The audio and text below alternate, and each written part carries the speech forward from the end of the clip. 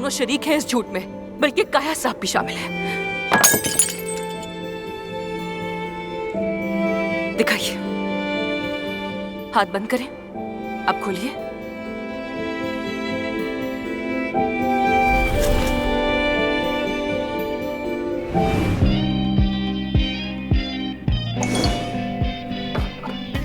मैं जानता हूं तुम मेरे लिए नहीं छोड़ोगी, अच्छे से खाओ।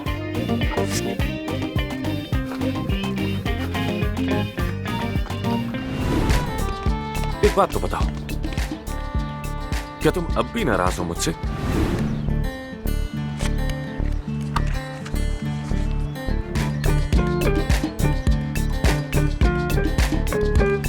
तुमने उस नाम के मामले को दिल पर ले लिया है, शायद काफी बुरा मान रहे हो।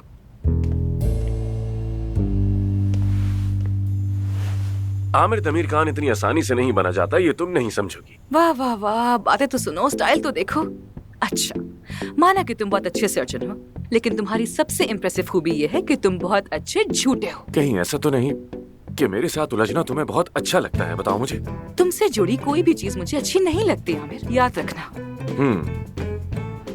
नहीं कर सकती यार, मुझे सालों हो गए नाइफ हाथ में लिए हुए, मैं ये सर्जरी नहीं कर सकती। कैसे कर सकती हूँ, कैसे नहीं कर सकती। चलो चलो बचाओ, शाबाश शाबाश शाबाश शाबाश शाबाश।